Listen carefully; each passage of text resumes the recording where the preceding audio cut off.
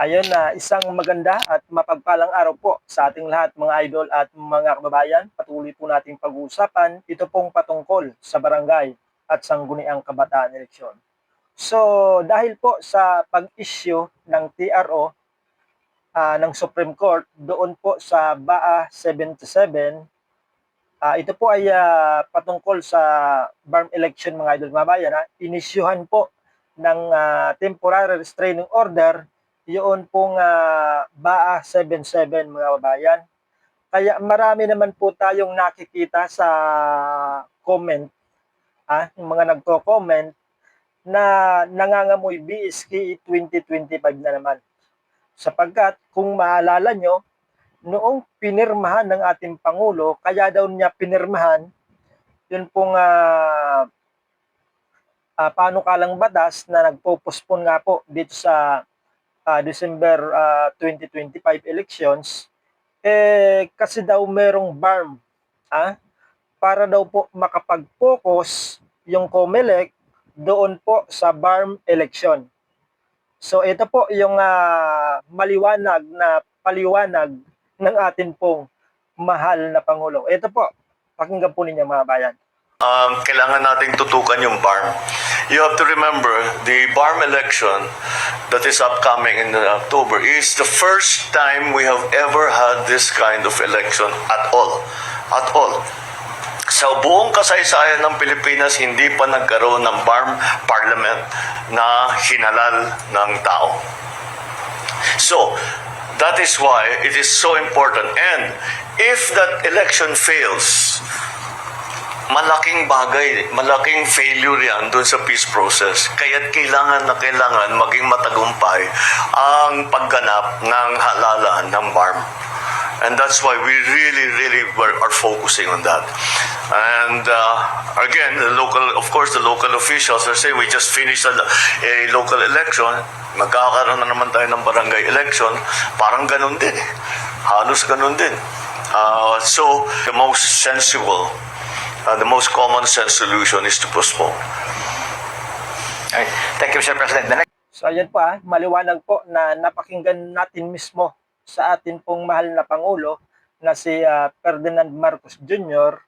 na kaya po nila pinopospone itong December 2025 barangay at sangguniang kabataan elections para daw po makapag-focus yun pong COMELEC doon po sa BARM election mga bayan.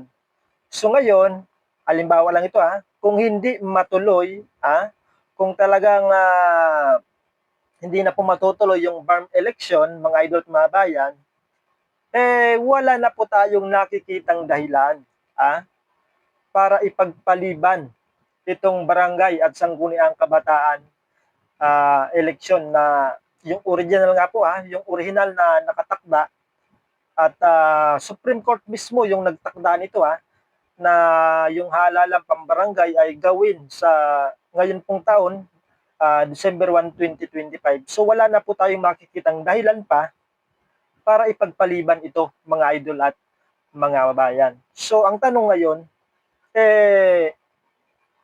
talaga bang matutuloy pa itong BARM election mga bayan?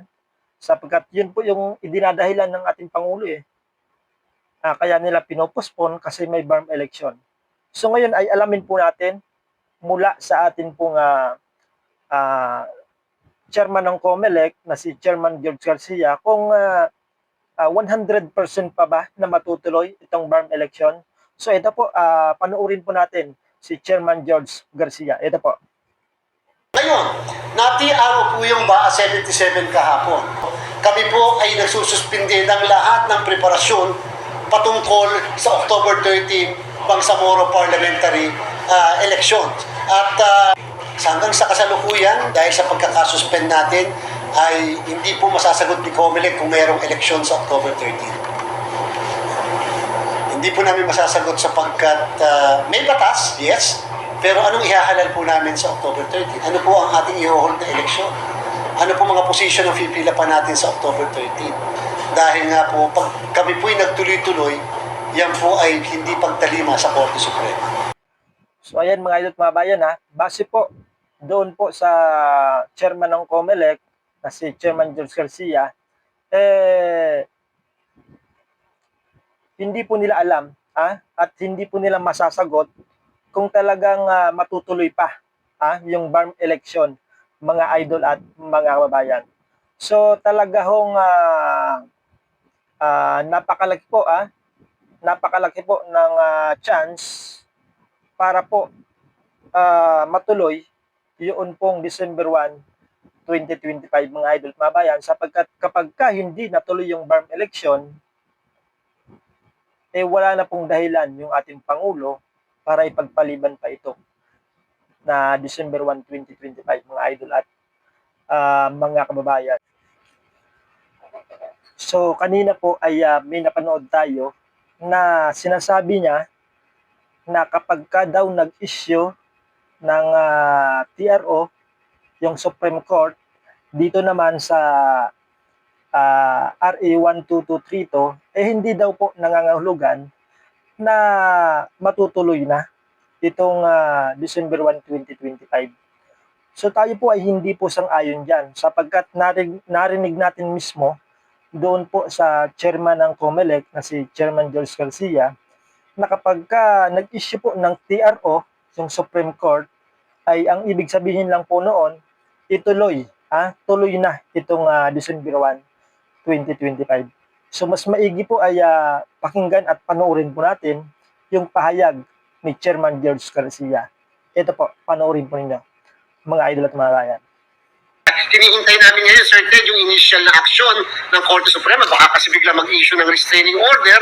Pagka po nagkaganon, tuloy po maalala natin sa December 1. At So ayan po, maliwanag po na napakinggan natin mismo doon po sa chairman ng COMELEC na si Chairman George Garcia na kapag daw nag-issue ng TRO, yung Supreme Court, patungkol dito sa RA 12232, ang ibig sabihin daw po noon mga idol at babayan, tuloy na yung December 1, 2025, barangay at sangguniang kabataan elections.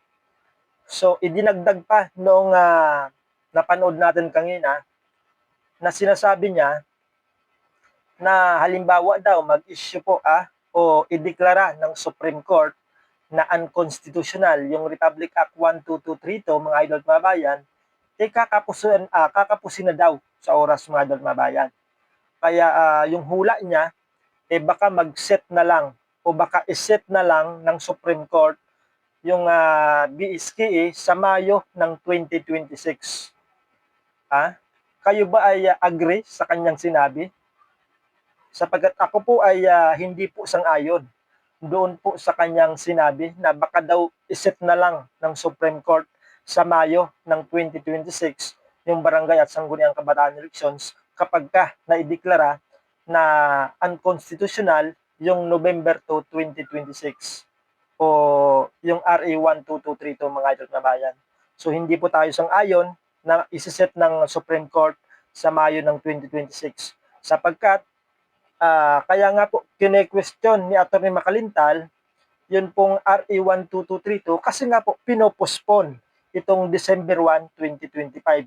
So kapag isinet ng Supreme Court sa Mayo ng 2026, nangangahulugan pa rin na postpone itong December 1, 2025 mga idol at mga bayan. Kaya hindi po tayo sang-ayon doon sa hula ng vlogger na yon na baka iset na lang daw sa Mayo.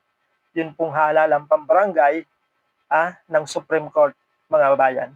So ngayon ay antayin po natin yung magiging desisyon ng ating pong kataas-tasang hukuman patungkol nga po dito sa barangay at sangguniang kabataan elections kung talagang idideklara na unconstitutional o constitutional ito pong RA 12232 mga idol at mga babayan. So hanggang dito muna yung ating update at maraming salamat po sa inyong panonood.